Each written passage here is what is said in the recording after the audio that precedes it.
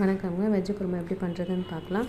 முதல்ல கடாயில் எண்ணெய் ஊற்றிக்கோங்க. கடுகு, ஜீரகம், சோம்பு, பட்டை, பூவெல்லாம் போட்டு நல்லா தாளிச்சுக்கோங்க. அதுக்கப்புறம் காயெல்லாம் போட்டு வதக்கிக்கோங்க. நான் கேரட்டு, பீன்ஸு, உருளைக்கிழங்கு போட்டு நல்லா வதக்கியிருக்கேன்.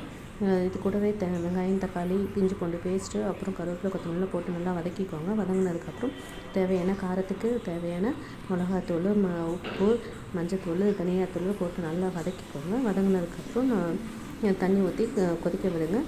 நான் கரம் மசாலா போடலை. கரம் மசாலா நீங்கள் வேணும்னா போட்டுக்கோங்க. மிளகாத்தூள் வேண்டாம் அப்படின்னு நீங்கள் நினச்சிங்கன்னா வெறும் மிளகா மட்டும் போட்டுக்கோங்க. அது ஒயிட்டாக இருக்கும். அந்த குருமா ஹோட்டல் குருமா மாதிரி ஒயிட் கலரில் இருக்கும். இப்படி கொதிக்கட்டும். நல்லா கொதித்ததுக்கப்புறம் தேங்காய், பொட்டுக்கடலை, முந்திரி பருப்பு, சோம்பு, ஒரே ஒரு பட்டை, பூ மட்டும் போட்டு நல்லா அரைச்சி ஃபைன் பேஸ்ட்டாக அரைச்சி அதை இது கூட மிக்ஸ் பண்ணி நான் தேவையான அளவுக்கு தண்ணி ஊற்றி கொதிக்க விடுங்க. கொதித்ததுக்கப்புறம் நல்லா கெட்டி ஆகிட்டு வரும். கெட்டியானது வந்ததுக்கப்புறம் அதை இறக்கிட்டு சப்பாத்திக்கோ இல்லை தோசைக்கோ போட்டு கொடுக்கலாம். நல்லா டேஸ்ட்டாக இருக்கும். ட்ரை பண்ணி பாருங்கள். தேங்க்யூ.